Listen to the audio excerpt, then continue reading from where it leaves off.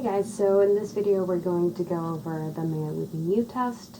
So let's say that we have this data set where we have a variable telling us if this person went to college or not, with 1 meaning they went to college and 0 meaning they didn't go to college.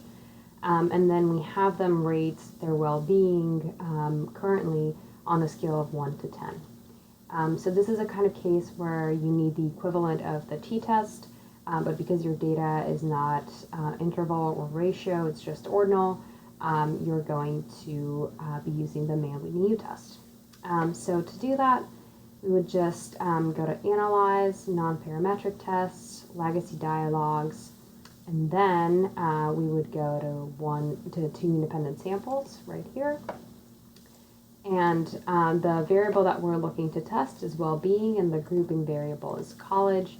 And remember that you always have to define the groups. So group 1 is 0, didn't go to college. Group 2 is 1, went to college. And this doesn't matter. It doesn't matter what order you put them in. Just make sure that you tell SPSS what your groups are coded as. So here you have the Mann-Whitney U-test. But if you want, you can also check the Kolmogorov-Smirnov test. It's going to give you the same result in terms of significance. It's just, as you know from class, it's a different test that is comparing the distributions, but it's still valid to do. So if you click OK, you're going to first get the Mann-Whitney U-test. That's essentially comparing whether whoever went to college is different from whoever didn't go to college in terms of their well-being.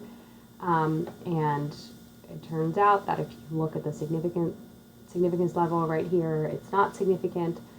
This is data that I made up, so it makes sense that it's not significant because I just threw in some numbers in there. So it turns out that there's no difference between people who went to college and people who didn't go to college in terms of well-being in this data set.